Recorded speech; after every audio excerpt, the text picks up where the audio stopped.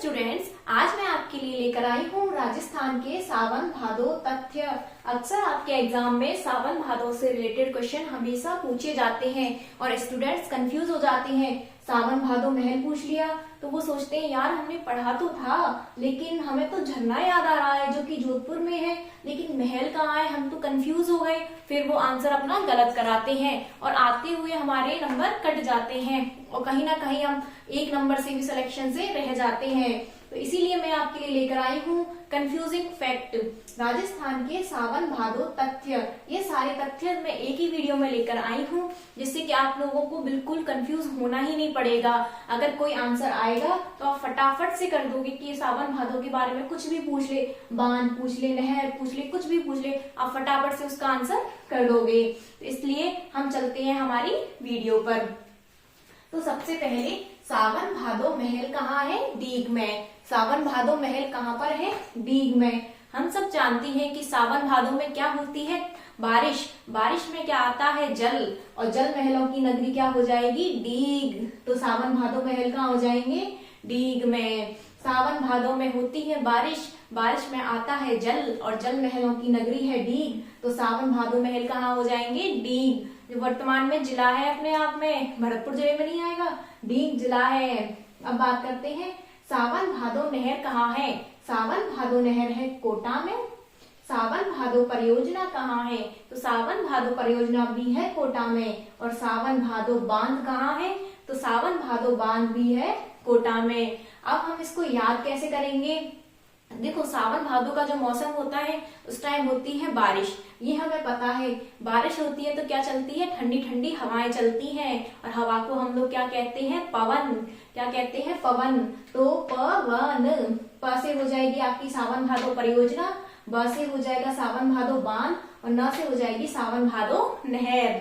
तो आपकी सावन भादो नहर, सावन भादो परियोजना और सावन भादो बांध तीनों है कोटा में। तो पवन कहाँ चल रही है? कोटा में। सावन भादो के मौसम में चल रही है पवन और ये पवन कहाँ चल रही है? कोटा में। और जल जो आ रहा है, उन जल महलों की नगरी कौन सी है? डीग। तो सावन भादो महल हो जाएंगे डीग में, सावन भादो नहर कोटा में, सावन भादो परियोजना भी कोटा में और सावन भादो बांध भी कोटा में। अब बात करते हैं कि सावन भादो की मूर्तियां कहाँ हैं? तो सावन भादो की मूर्तियां हैं अचलगढ़, दुर्ग, सिरोही में। कहाँ पर है? अचलगढ़, दुर्ग, सिरोही में। और सावन भादो झील कहाँ है? सावन भादो झील है वो भी अचलगढ़, दुर्ग, सिरोही में। अब आपको पता है सावन का महीना या भादो का महीना, वहां हो रही है बारिश। बारिश में क्या आ रहा है? जल। और जल कहाँ गिर रहा है? झील में। कहाँ गिर रहा है सावन भादो का जल? बारिश का जो जल है वो गिर रहा है झील में। और झील के बीच में क्या है? मूर्तियां। झील के बीच में क्या है? मूर्तियां।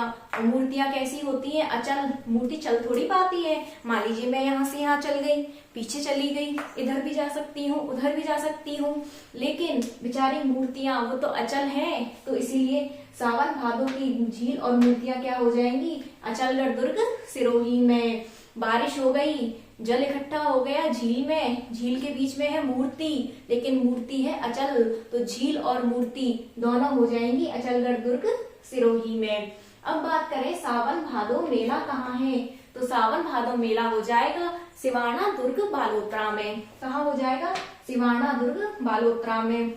मेले को याद करने की ट्रिक तो कोई नहीं है मेरे पास, लेकिन फिर भी आप ऐसे याद कर लेना, सा से सावन, सा से सिवाना, सा से सावन, सा से सिवाना, सेम सेम नाम है, सावन, सिवाना। मेले की बात की जाए तो याद रखिएगा सिवाना, दुर्ग, बालोतरा में।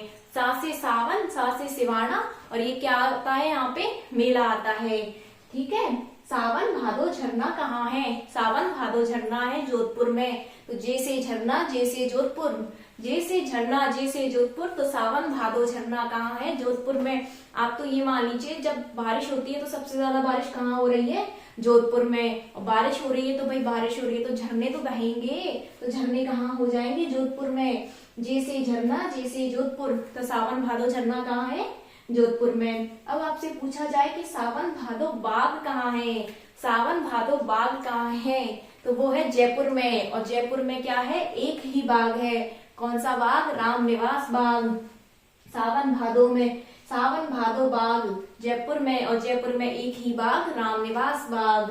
तो ये मैं सोचती हूँ आपको याद हो गया होगा। अब बात करते हैं सावन भादो की कढ़ाइयाँ। सावन भादो की कढ़ाइयाँ कहाँ है? क से कढ़ाइयाँ, क से करणी माता, क से कढ़ाइयाँ, क से करणी माता मंदिर। तो सावन भादो की कढ़ाइयाँ हो जाएंगी करणी माता मंदिर में। और करणी माता का मंदिर तो हम सबको पता है भाई, चूहों की देवी है। ये कहाँ है? देशनोक बीकानेर में इनका मंदिर है। और सावन भादो की कढ़ाइयाँ भी हो जाएंगी क से कढ़ाई, क से करणी माता। तो याद रखिएगा, कढ़ाइयाँ कहाँ है सावन भादो की? करणी माता के मंदिर में, जो कि है देशनोक बीकानेर में। अब एक हमारे जो वीर पुरुष हुए हैं इतिहास में, वो सावन भादो कहा जाता है जिनको। तो आपसे पूछ लिया जाए सावन भादो किसे कहते हैं? कौन से वीर पुरुष हैं जिनको सावन भादो कहा जाता है? तो सावन भादो किसे कहते हैं? तो किसे, क से किसे, क से कुंभा किसे कहते हैं? क से किसे कहते हैं? क से कुंभा को कहते हैं। तो सावन भादो किसे कहते हैं? क से किसे कहते हैं? क से कुंभा को कहते हैं। अब आपसे पूछा जाए सावन भादो हिंडोलोत्सव क्या होता है? हिंडोलोत्सव होता है झूलों का उत्सव। हिंडल जो होता है उसको बोलते हैं झूलों को, झूले को बोलते हैं।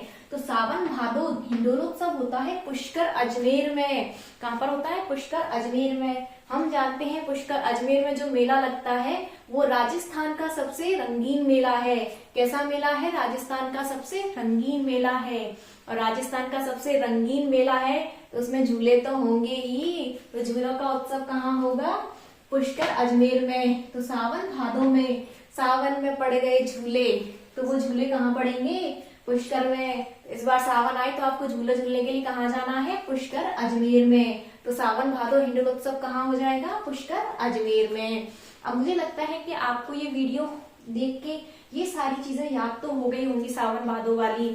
मैंने आपको ऐसी ट्रिक बताई है ना कि आप इनको बिल्कुल भी नहीं भूलोगे। एक बार फिर से मैं आपको बता देती हूँ। सावन भादो महल, सावन में होती है बारिश, बारिश में आता है जल, तो जल महलों की नगरी भी। सावन में होती है बारिश, बारिश से में चलती है हवाएं, हवा को कहते हैं पवन, तो पवन से हो जाएगा सावन भादो परियोजना, सावन भादो नहर और सावन भादो बांध। ये तीनों हो जाएंगे कोटा में। सावन भादो में झील भर जाएगी पानी से। जल कहाँ आएगा? झील में। झील में क्या है? मूर्ति है जो कि अचल है। तो झील और मूर्तियां सावन भादो की कहाँ हो जाएंगी? अचलगढ़ दुर्ग सिरोही में। सावन भादो का मेला कहाँ लगता है? स से सावन, स से सिवाना, स से सावन, स से सिवाना। तो सावन भादो मेला लगता है सिवाना दुर्ग बालोतरा में। सावन भादो का झरना कहाँ है? जैसे झरना जैसे जोधपुर, जैसे झरना जैसे जोधपुर। तो कहाँ है? जोधपुर में। सावन भादो बाग, तो जयपुर में एक ही बाग रामनिवास बाग। तो सावन भादो बाग कहाँ हो जाएगा? रामनिवास बाग जयपुर में, जयपुर शहर में। सावन भादो की कढ़ाइयाँ कहाँ होंगी? क से कढ़ाइयाँ, क से करणी माता मंदिर। तो सावन भादो की कढ़ाइयाँ हो जाएंगी करणी माता मंदिर में। करणी माता का मंदिर तो हम सबको पता है, चूहों की देवी का मंदिर देशनोक बीकानेर में। सावन भादो कौन से वीर पुरुष को कहते हैं? सावन भादो कौन से वीर पुरुष को कहते हैं? क से कौन से, क से किसे, क से कहते हैं, तो क से हो जाएगा कुंभा। कौन हो जाएगा? कुंभा। सावन भादो हिंडोलोत्सव, रंगीन मेला पुष्कर का, उसमें आएंगे झूले, तो झूलों का उत्सव मनाया जाएगा पुष्कर अजमेर में। तो अब आपको ये वीडियो से ये सारे क्वेश्चन बिल्कुल क्लियर हो गए होंगे। अब आपके एग्जाम में कोई सा भी क्वेश्चन आ जाए, कोई सा भी एग्जाम आप दे लो, बीएसटीसी का दे लो, अपनी बीएड का दे लो, आपकी एलडीसी की वैकेंसी भी आने वाली है तो एलडीसी का एग्जाम दे लो, पटवारी का एग्जाम दे लो, यहाँ तक कि आरएएस का भी एग्जाम दे लो। अगर सावन भादो से संबंधित कोई भी क्वेश्चन आएगा तो मेरा कोई भी स्टूडेंट इसको गलत तो नहीं करके आएगा, ये बात मुझे पक्की है। तो ये वीडियो जरूर देख के जाना।